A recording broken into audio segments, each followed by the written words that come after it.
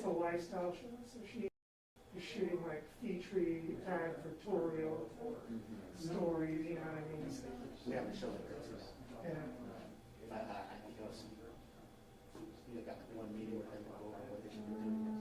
It's similar to something else where you shoot that's online. Oh, that's what Karen used to do. Yeah, right. Yeah. It's like a lot of those. But yeah, just like a formatting, best practices, two-camera shoots, or sync them and all that. Yeah.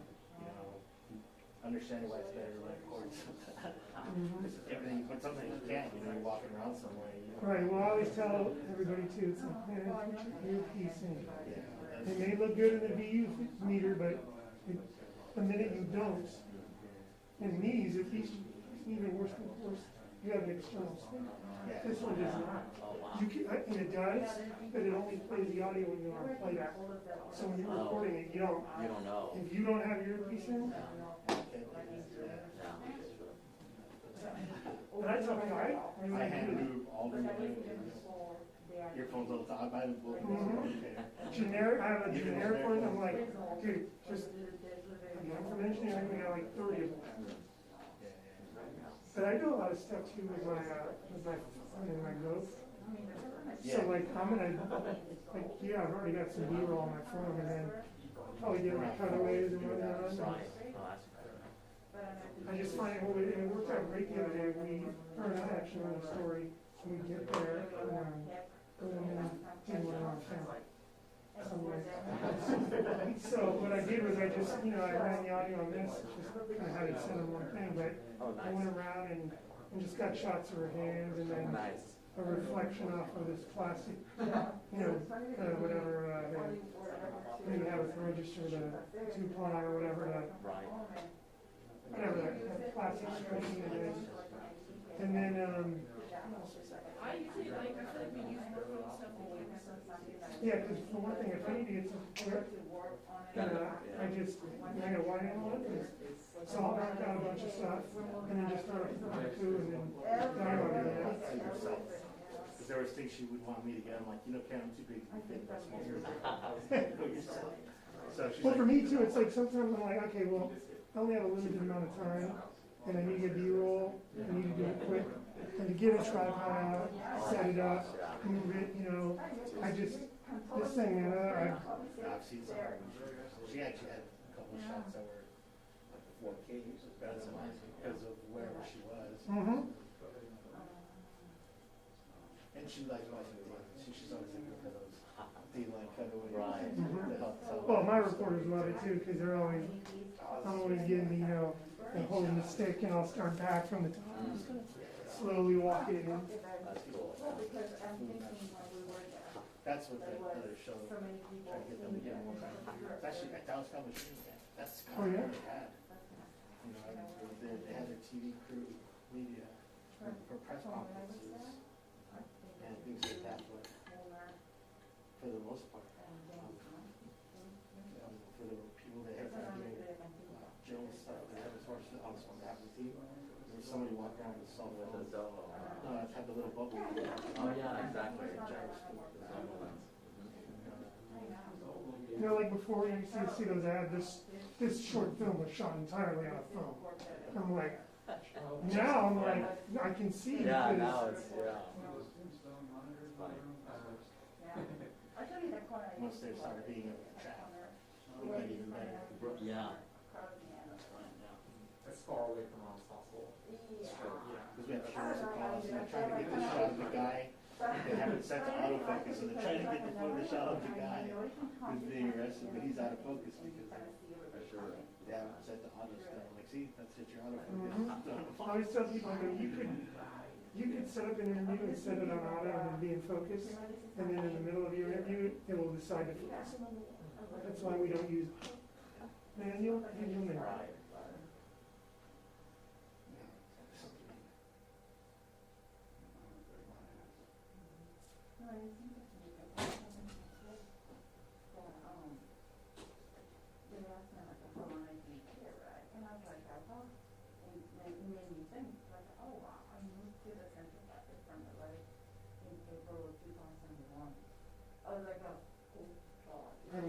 test when they get in the new Latico accounts. They just me and Michelle from Latico, best buds, right? It's like a black hole. Right, so you get $5 in 10 minutes. Yeah, I wish. $15.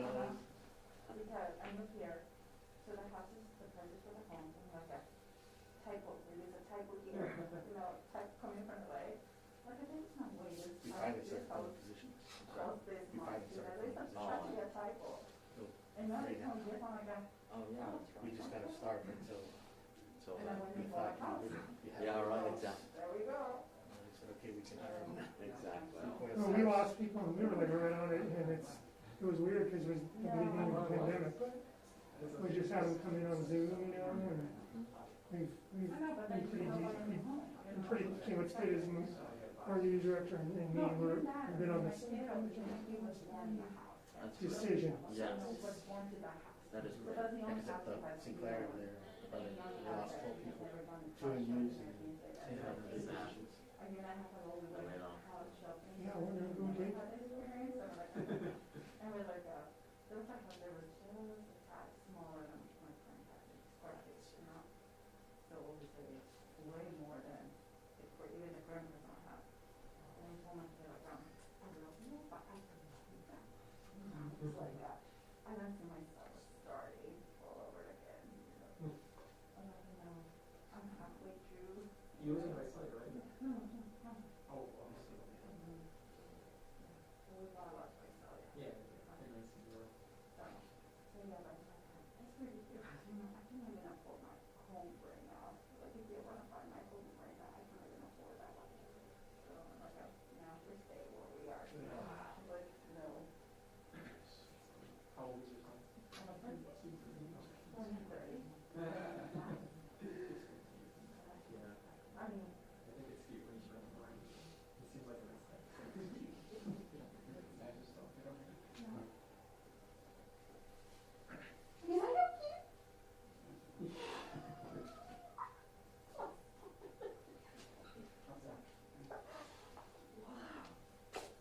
Look at it all.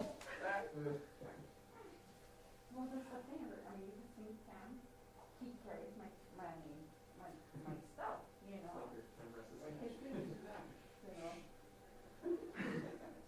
Well, he knows that, I'm getting old, so he's like, so he carries that, like, everything for me usually when I go assignment to the house. So, but no, I cannot be able to convince him, always gonna listen, or anything like that.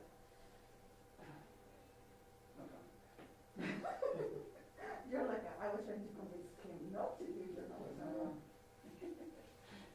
No, but it's funny because he likes taking photos and something. He's like, I taking photos. It's good, but it's still like there's a few classes in middle school and in high school during the summer day and he's recently he's like, Mom, I don't need to talk to you. Like that. Okay, whatever. Sometimes I don't even know you say something. I'm just when you're doing that, like pulling.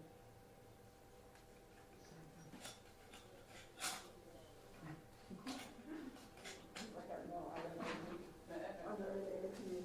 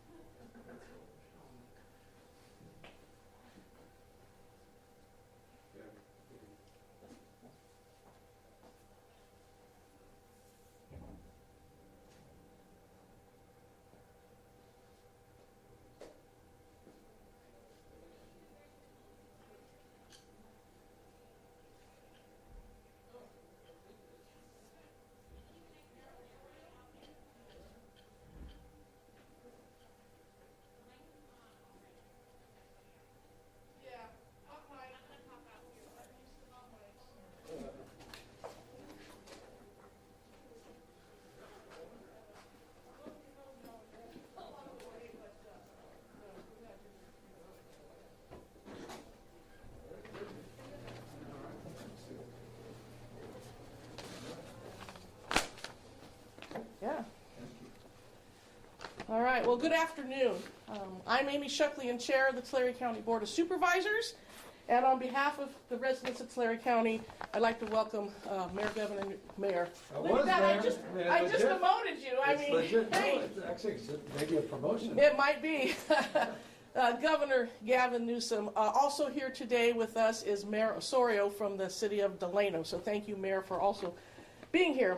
Of course, we want to thank you and your administration for being in Tulare County, seeing what we're doing here in Tulare County.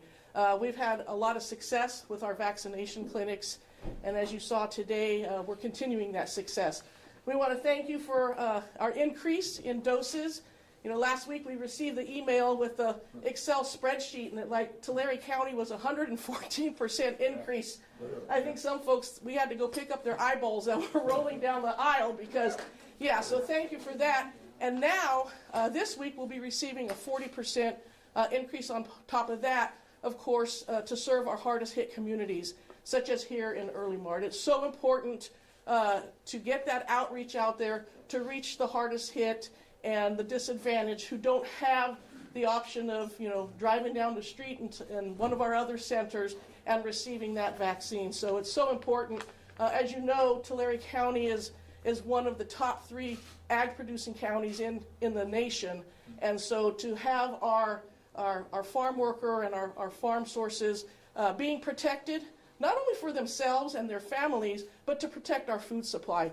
So far in Tulare County, we have vaccinated 62,000 residents, which is about 12.8%, 32% of our educators. And the numbers are a little harder to decipher with our farm community, but it's about 5%. So obviously, we really need to up those numbers. And we're hoping that with the increase that is coming our way here in Early Mart and in Lindsay, that we'll start seeing those numbers increase also. So again, thank you for being here. And folks, let's welcome Governor Newsom. Thank you. Thank you very much. Thank you, Madam Supervisor. And thank you for all your leadership and your hard work. And it's wonderful to be here with you, with other county leaders and your health officer. And of course, Mr. Mayor, thank you as well for your attendance. Look, I appreciate the supervisor's recognition that we were able to establish a commitment and actually deliver on it of 114% increase in the county in terms of new doses. And you're absolutely right, Madam Chair. We are going to see another increase this week as it relates to the efforts to do more and do better to reach out to underserved communities, communities that have been disproportionately impacted by this pandemic. We have to do more because we recognize that this state is not where we need to be in terms of reaching the issues and goals that we laid out around equity. The fact is, at the end of the day, it is a truism across not only this state, but across this country, that communities that have been hardest hit by this pandemic are also now under-resourced as it relates to the way to get out of this pandemic, and that's getting access to safe vaccines that will save people's lives. And while it's true, California has administered more vaccines than any other state in this nation by a significant factor. Over 10.6 million now doses have been administered in this state. We have to be mindful that those doses are not being equally distributed. And that's why our commitment here in the Valley hopefully is demonstrable, at least numerically. That it wasn't just a rhetorical commitment that we made a number of weeks ago, that we've truly delivered in terms of the promises that we made. That said, I want to make this crystal clear. Good enough never is. And I recognize we still have a lot more work to do. Our only constraint currently is manufactured supply. At the end of the day, we are administering as many or more doses than we receive on a weekly basis from the federal government. Only constraint now is supply. The question is, how do we make the scarce supply available to those most in need, most impacted? And that was the commitment we made last week to increase our efforts by providing a minimum of 40% of all our vaccines under an equity framework. 40% of all the vaccines committed to addressing the needs disproportionately, and let me just be explicit about this, to the Latino community. Not just the African American community, but substantively the Latino community. We recognize on that equity metric as well that it's not just an urban issue, it's a rural issue, And we have more responsibility to reach out to communities like this, incorporated and unincorporated, as we are in an unincorporated city in Tulare County.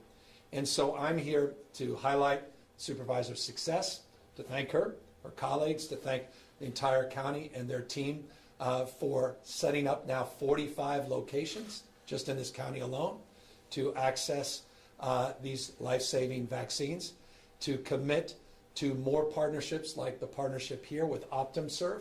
There are now 12 OptumServe sites in the region that are operating, providing upwards of 210 doses on a daily basis. We are doing more and better to reach out and meet people where they are, not demand people come where we are. And one of the game-changing opportunities in that space is when J&J begins to be more plentiful in this state, we'll have a third vaccine option, not just the 2-dose regime, but the single-dose regime. And I'll just say this, if there's a vaccine I'm looking forward to when it comes, it's the J&J vaccine. That's just personal when it is my turn.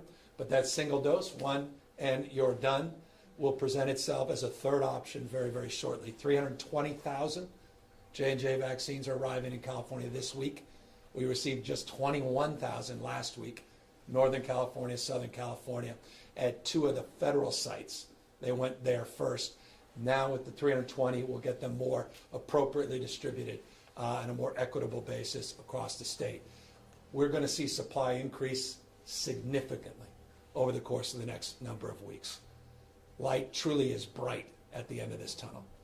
We will announce tomorrow likely another dozen counties moving from the less or least restrictive tier. More and more progress every day as we're reopening our economy and reopening our schools safely for in-person public instruction. I made a commitment, and I'll just wrap up here, and we'll hear, of course, for any questions.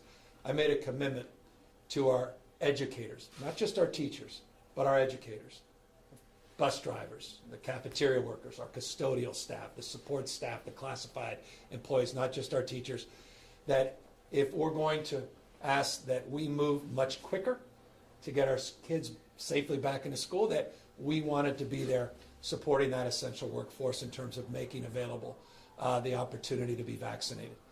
We had a goal last week. We announced that we could get 75,000 vaccines done in a week as a priority.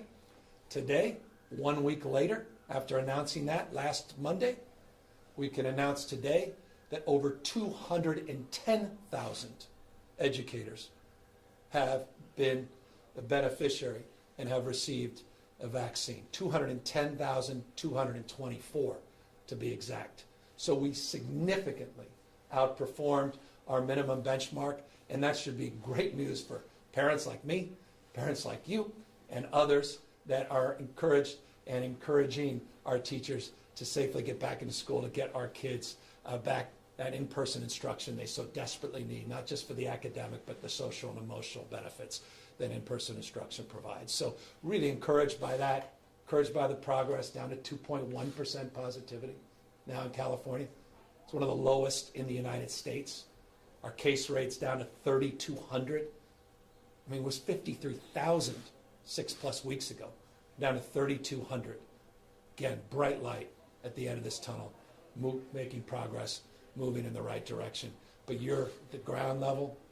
You're, at the end of the day, our vision and vaccines is realized at the local level. And so I just want to, again, end as I began, with gratitude, respect, and appreciation for everyone in Tulare County for their great work and all the extraordinary people that are getting life-saving vaccines into their arms and allow them to go back, not just to work and feel safe, but to see their loved ones, see their kids and their grandkids, to hug again, and to celebrate all those wonderful milestones that make life worth living, getting back to whatever semblance of normalcy that we recall and remember, but with a vibrancy of having flexed our muscles and a resiliency that comes only after a year where our journey has been challenged by this global pandemic. So again, wonderful to be with you. Happy to take any questions. Abigail Solis with the Yeah. School District.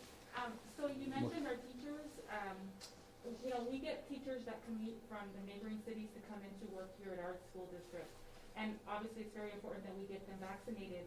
Is there a way that we can better coordinate with our Tulare County Office of Ed so that teachers can just come to the site here by their school district where they work and get vaccinated here? Yeah, we're provided on the platform for teachers. We're setting aside a minimum of 10% of all the new first dose vaccines that arrive in the state.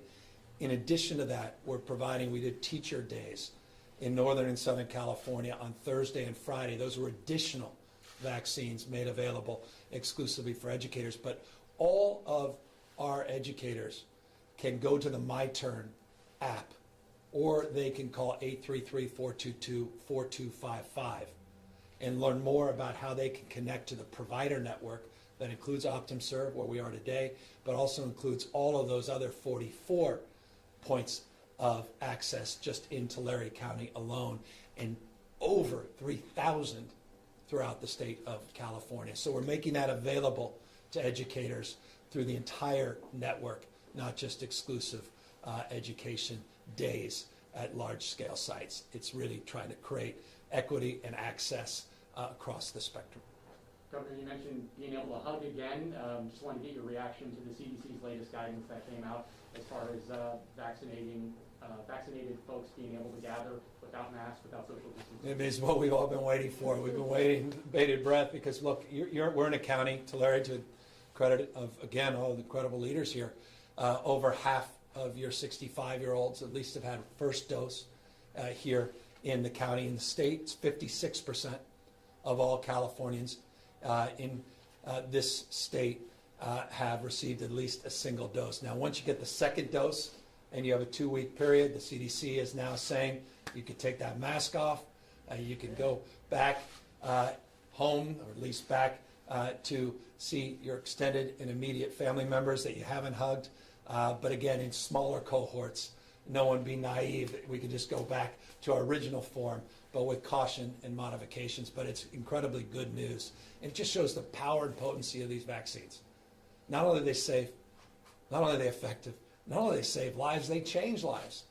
Because the things that we've lost, that connection, all this loneliness, can be absolved and addressed very immediately by taking advantage, once your turn comes up, to say yes to taking these vaccines. Governor, I know we're in Tulare County today. We're just so close to Kern County, just 15 minutes north of Delano. When you and I spoke last week, you talked about your plan for the 400 zip codes in vulnerable areas. Can you touch on how that plan is going to get the vaccines to those areas? And here in Tulare, but also in Kern County, are you seeing results so far? Yeah, we were in our event in Kern County with you a week or so ago, or I guess it was 2 weeks ago now, and we announced our efforts in the Central Valley to significantly increase doses on a weekly basis, but also provided that 34,000 doses one time to acknowledge some of the equity gaps. We also announced we were going to create 11 OptumServe sites. This is one of them now throughout the region. And so we've delivered on that. And now our commitment is to provide more with this 40% set aside to Kern County, to Tulare County, up and down the Central Valley to provide more coverage and overlay, because you're in what we call these hard-hit quartiles that we utilize data from zip codes. There's 1,650 zip codes that are part of this Healthy Place Index. And we really look granularly, and we look at communities based on 25 factors: socioeconomics, access to transportation, health care, cost of living, etc. And we provide an overlay, and that's this 40% overlay. And you are disproportionately a beneficiary in Kern County and Tulare County of that overlay, and that's why we have this subsequent increase, 114% last week in Tulare, and now another double-digit increase moving into the rest of the week. You know that Tulare County was hopeful to have that Ivy Center be a regional vaccination site. Any thoughts about that? Any progress or any consideration on that site? Well, yeah, we're trying to work with local officials about what's right for you. We're not trying to do one size fits all. We talk about in-language cultural competency. We talk about community vaccinations. It's really bottom up, not top down. So we're not trying to prescribe anything. We want a single platform, and that's this My Turn. So we can all have transparency and we can all be accountable. and we can provide more payment incentives and drive distribution and administration, particularly when supplies start coming in abundance in the next few weeks. We have 2 large federally funded, federally sponsored vaccine sites. We were hoping to get one here in the Central Valley. We're still working hard with the Biden administration. Complete level setting truth. This is just the unvarnished truth. Other states, I'll be honest with you, we're a little upset that California was the first to get not 1, but 2 large-scale vaccination sites. And until the other states start to get more equitably their vaccination sites, we're struggling to get that 3rd site here in the Valley. And so that's why I keep coming back, making the point, that's just one of many strategies. We're doing all kinds of other things to substantially make up for that and do even more than what that vaccination site would have ever done in the first place. We're here in the fruit basket of the world. You talked a lot about vaccine equity today. What specifically is the state and the county, for that matter, doing to make sure these shots get in farm workers' arms? Is the state doing anything to track COVID and outbreaks among farm worker populations? Yeah, very specifically, 2 things we did in just the last week. We have now 337 community-based organizations that the state of California has contracted with. And these are all about trusted messengers. These are all about meeting people where they are. These are folks that are well respected within the communities where they have the ability to do things the state and the county cannot do. And so that's number 1. So you have just in this direct area, 12 community-based organizations we have contracted with in Tulare and serving the surrounding region. Number 2, we also announced additional efforts to supplement and to do more as it relates, and I just noted it a moment ago as it relates to the equity, but a program called Housing for Harvest. And this is really an important program. We provided $24 million of additional support for Housing for Harvest. You're one of 15 counties that have been using the program. And the program is really important because it provides financial assistance and support for farm workers specifically, for their families, isolation, quarantine support, hotel vouchers, transportation. And that's a direct result of our efforts to try to reach out to farm worker communities specifically. And Governor, I know it's here in the Valley today. Thank you for being here. Tomorrow, State of the State address. Yes. Can you give us any insights, any sneak peek as to what might You wanna, let's do it. Let's preview it. Here it is, right here. I am working on it a little bit. I confess, a little bit on the drive down. So tomorrow, look, it's interesting. My last year's State of the State, interestingly, the entire State of the State was on the issue of homelessness, issues related to housing and mental health. And it was the first State of the State that ever set aside that as a topic. And we haven't lost sight of that issue. And I'll be talking a little bit about our efforts on homelessness tomorrow. But to be candid with you, I've been back here many times in the last few weeks for a reason. And I want to highlight what you're doing tomorrow. I want to highlight what the Valley's doing. I want to highlight farm workers. I want to highlight women that have been disproportionately impacted by this pandemic. I want to highlight our children, our caregivers. I want to highlight this heroic work that's being done every single day with people that aren't getting attention, aren't being celebrated, but are the quiet heroes in this pandemic. And I also want to highlight this light that is really at the end of the tunnel, that we are very close to turning the proverbial page. So I want to talk a little bit where we've been and where we're going. This is not going to be a State of the State laden with lots of policy announcements. We've been announcing things in real time. I didn't wait for this date to then announce everything. We've been announcing every time I've seen you over the course of the last few weeks.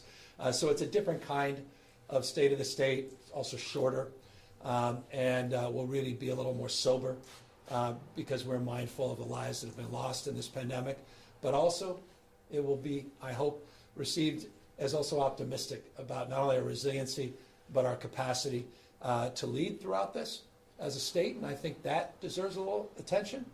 And leaders are here, as well as talk about a future that I have all the confidence in the world is extraordinarily bright, as long as it's an inclusive future. And so that's about as detailed preview as I've ever offered on a State of the State. Thank you. Well, I'll be giving the state of the county tomorrow also. More so importantly. maybe we can talk We afterwards. can compare notes. How long is yours gonna be? Yeah, I don't know yet. I'm still You're still doing it. working on it. Like I told you, here's mine. Governor, following up on the harvest program that you Yeah. have, how do we have numbers of how much has been used, or is being used as we expected it was going to be used, or do we still need to get the word out for it? I love your question because you're 100% right. It has been wildly underutilized, Housing for Harvest. It's been one of our great programs people don't know about, and part of our component on the Trusted Messengers and the CBO is to promote Housing for Harvest. And we also want to provide more resources for those 15 counties that are utilizing it effectively to let them know that we're committed to them to build and to scale their success. But you're 100% right. Great program, underutilized because there wasn't awareness. So we're doing the awareness campaign and providing more support to make sure we can meet what we hope is a significantly increased demand for that program. Any last question? Great question. You mentioned the your term website, but that, I mean, from what I've heard, sometimes farm workers or people in the rural areas don't have internet access. So how we're reaching out to them and how we're making sure that they get it if they have issues with access to internet and things like that. And that's why we want to encourage people not just to go online to the My Turn site, but they can go to a phone, call 833-422-4255, 833-422-4255.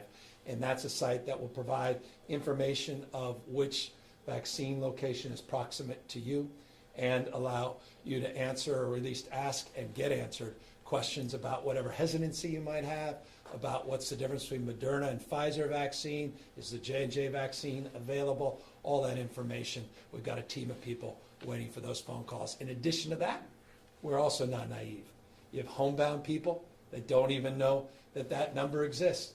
You have folks that don't have access to transportation, even if they have access to the internet. And so part of the community-based organization partnerships is to supplement transportation. And quite literally, and I've done this, knock on people's doors.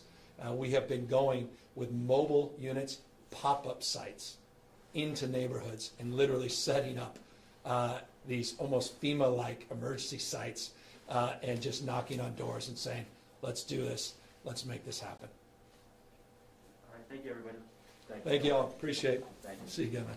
Thank you. Thank you. Thank you all.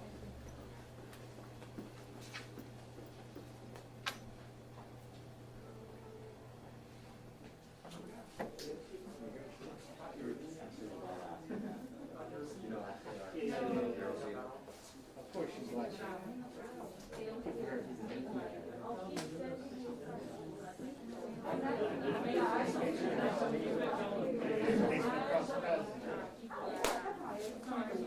You guys are, which kind of? We,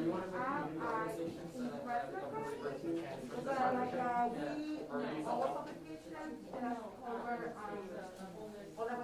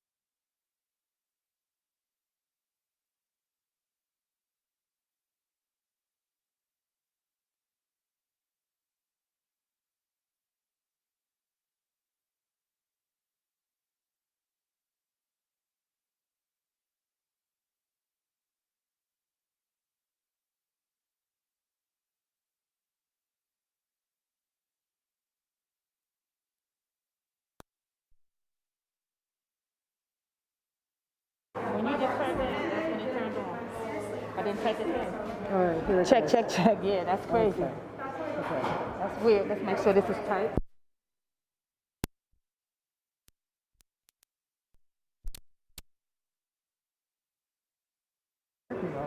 It's in.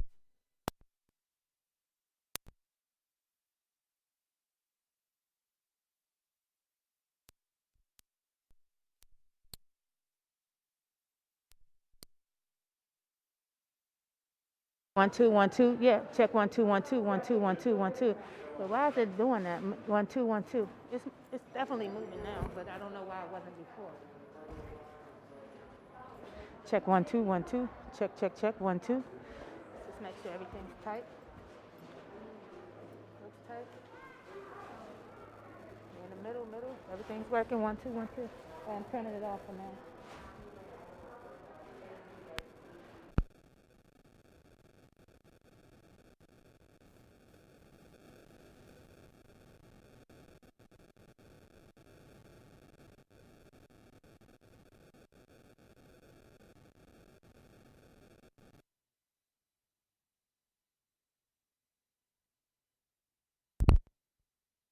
Check check check 1 2 1 2 1 2.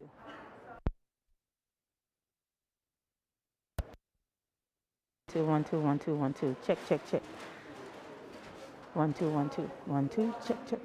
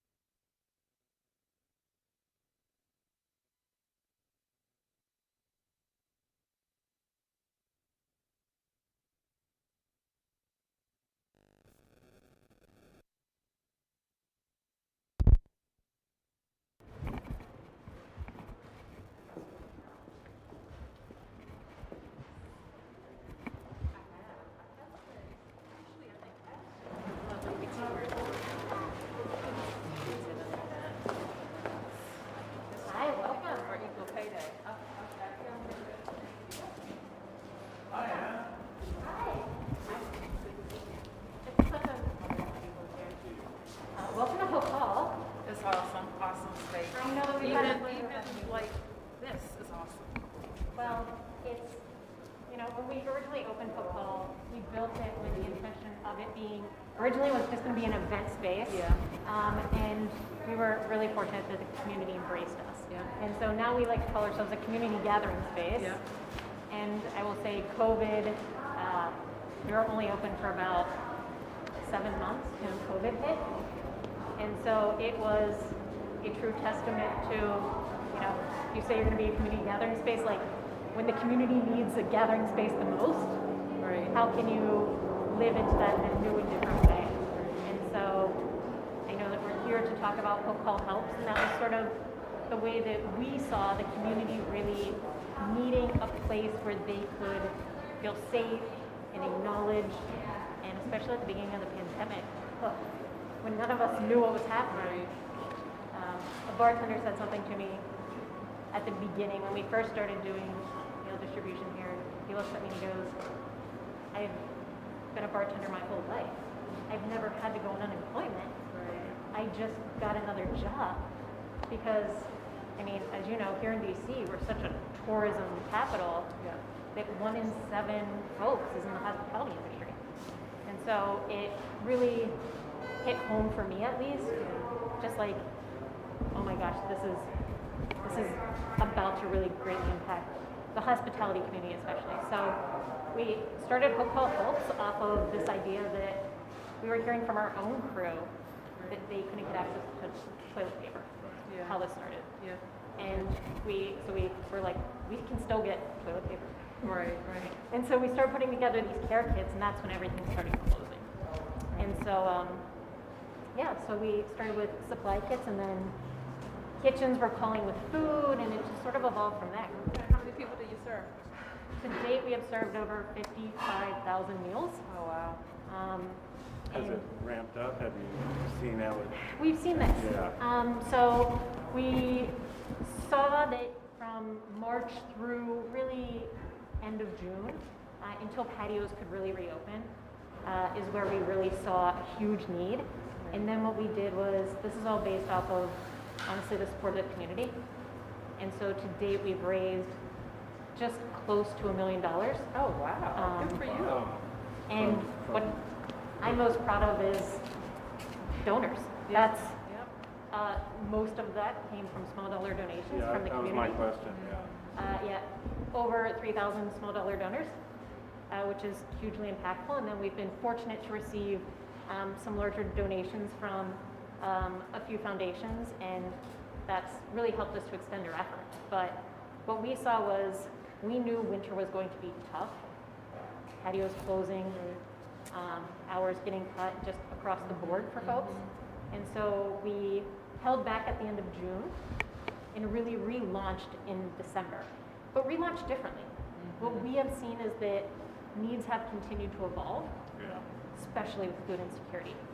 And so as it has become harder for, folks can be employed right now and still need something to help make ends meet. And so that's where we really That was one of the biggest eye-openers when I was traveling the country during the campaign, that issue, where people who never thought that they would be at a food facility were. And now, of course, we're seeing the news reports all the time on this issue, so it's something that opened my eyes, and I'm so glad to hear that you're doing this. It's been very striking to, when we do distribution days, to continue to see faces come and to continue to see it's very bittersweet. It's like you're so happy to be able to serve the community, but at the same time, kind of wish you didn't have to. Right. What's the most important thing you've learned over this whole year? The power of partnerships and community. Really, just across the board. What struck me the most was everyone very quickly realizing the ripple effect. And so in hospitality, it's still sort of like a handshake, very relationship. Here in DC, we're still a small town. We're very relationship based. And so what struck me the most was hearing from like liquor reps who were still doing well, who would call and be like, how can I use my marketing dollars to buy supplies? So like they would send like orders from Costco of supplies for the care kits. Things of that nature, just kind of across the board. How do you move forward now with these lessons as we move hopefully towards a better future? My biggest hope is that the common denominator that we have all found in going through the similar type of experience, especially as operators, especially as partners in our industry and in our greater community, how we can continue to have that feeling of, all right, we can share resources in order to move all of us forward and not have it be such a competition game. Right. That's what I really hope we all walk out of this with, is just that sense that we're all part of a greater community and that we can do amazing things. Because if you would have asked me this date last year, if we would have raised the dollars, if we would have served the number of people, I would have been like, oh, that's crazy. That's crazy, yeah. That's crazy. We throw events and sell beer. Like, no way. But from my point of view, I've seen the restaurant entrepreneurs really pivot and be creative. Like, I'm just so heartened by how they are sticking in here, trying to keep their people on the payroll. They're keeping a lot of people on the payroll and working creative. And that's why the community is supporting them, because we want these businesses to be here at the end of the day. And we recognize that we as a community, many of our residents haven't been that financially good. Like, this is definitely a tale of two cities with this epidemic. And so they want these businesses to be here next year. And so people are, like our entrepreneurs, our business community has been We've been fortunate. Let me show you a little bit what we do. So what was important to us was that you weren't just getting like toilet paper. So what we do is we put in the supply kits toilet paper, things to really help extend the day, and knowing that for a lot of our folks, they have family at home who are also benefiting from it. And so we do a supply kit with dry goods and some toiletries and always some fresh fruit. I feel strongly that we always need to put a little chocolate or cookies in because sometimes that makes the biggest difference. And then we partner with local restaurants. We use the dollars raised to pay local restaurants to provide the meals for our workers. So this is a woman-owned business here in DC, Pizzeria Paradiso. And what's been really special is hearing a lot of the operators like Paradiso start to talk about how do operators and kitchens in DC start to be a long-term solution to food insecurity. Right. And so it's really exciting to hear that conversation start. Nice. And then part of what we do is we write on the bags. Something that we came to find were that a lot of times, especially in the middle of quarantine, this was the one time during the day where everyone saw someone. And so for a lot of our folks who are quarantined, they're like, we had them comment, they're like, it's so nice for someone to ask me how my day is. Something that seems so small, but makes such a difference to us because at our core we want to connect. That's what I love about the vaccination. That's what I love about hospitality. And so what we started to do, and I would invite you to do a few yourself, is to write a quick little, we do little notes of affirmation. So, on beautiful days, just really saying things like, talking about it's such a beautiful day, it's so sunny, reminding. You're taking all that. I'll let you do the artwork as well.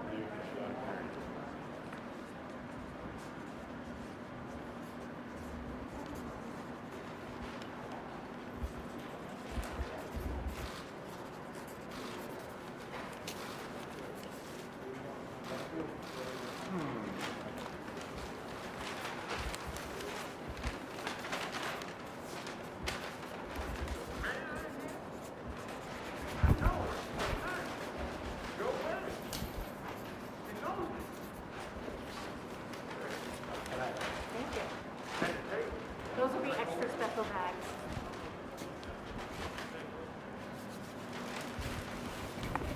And so here's what Hey, Mario, tell us Joe where. She knows you. Hey.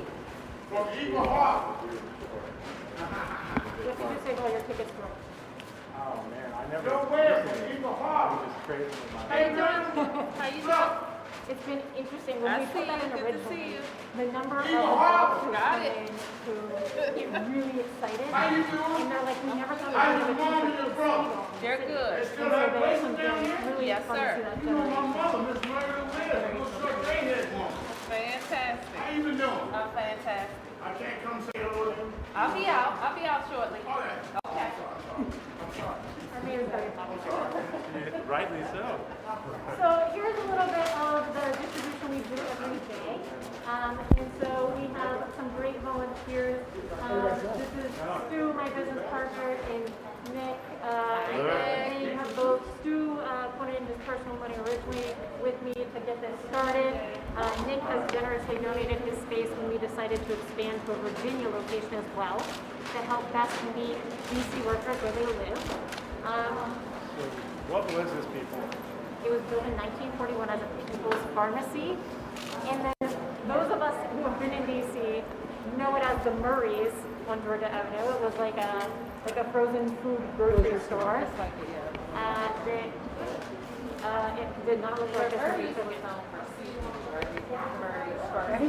Frozen steak. Yeah. So what was this like pre-COVID busy weekend? What would I be saying? Okay, so I like to say we had multiple personalities. In the morning, you'll see when we go outside, it was family kid haven.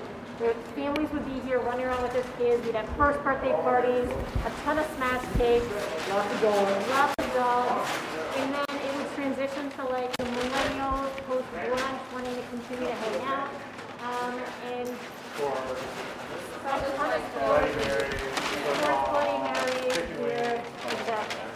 And this would be packed, people, like shoulder to shoulder on a Saturday night. Yeah.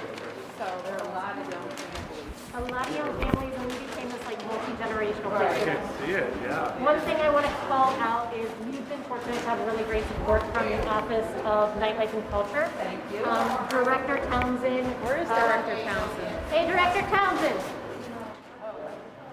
He, often on Mondays, you will find Director Townsend or his crew here actually volunteering to help put the bags together and give them out. So we've been really fortunate to have their support. I created that office maybe 2 years ago to kind of focus on that kind of It's been phenomenal. I think that's another thing that's overlooked is that people kind of look at it like, it's nice too, but it's not the business community. And I think a lot of people it is the business community. But we need to be very serious about it. Our alcohol regulation environment is improving with the most of the hospitality folks. And there are probably some other things. What's been really nice is it's given us in the sort of that bar nightlife scene, and what I say is in DC, events are a huge part of our hospitality community, especially with the conventions, especially downtown. And so we consider events, the venues, all part of our hospitality community. And so we've seen a lot of folks whose venues have been closed as some of our recipients here. But, you know, for us, it's been really great to have an office that we can go to directly with questions about any policy changes and such, and Director Townsend has been phenomenally responsive. We put out a lot of money, and American Rescue Plan allows us to do a lot more. So the way I see it, we're in the relief stage. Everybody has to look like Africans will be able to make investments. So that's great. Can't wait. All that other stuff you're talking about. I can't wait to host you both when we can Yeah, she would play love some it. cornhole. She would.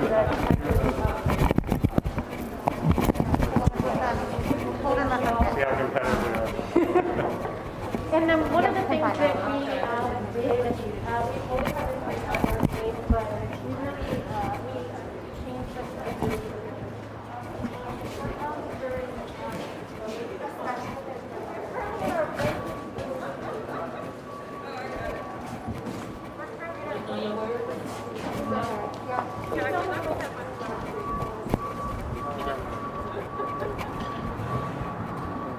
Well, this is fun. Hello, sweetie.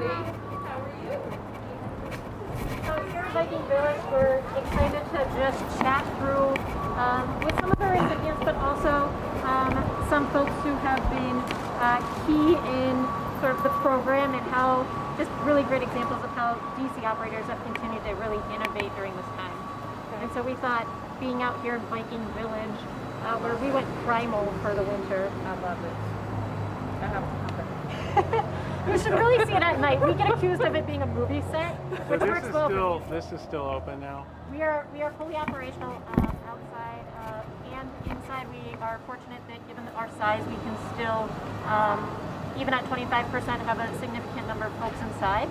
And so on a Saturday night, what this looks like is very, as we're told, Game of Thrones. Mm-hmm. So you have fire pits and you have Viking drinking horns and people show up in costume. You have to have a reservation. We do recommend reservations. Okay. We've been. You might know someone though if you want to get in. Is there music? We don't have live music right now with our current COVID restrictions, but we have music playing that is on theme. What's really cool is there's usually a point in the evening where, you know, it's like everyone's here and everyone's in their like socially different distance fire pits, and someone from the crew will be like, all right, now's the time. They dim the lights just a little bit and put on the Game of Thrones theme, and you'll watch everyone be like, ooh. And so it's been fun to find little different ways that we can continue to give people an experience, even though they are, you know, how do you help to overcome that feeling of anxiety?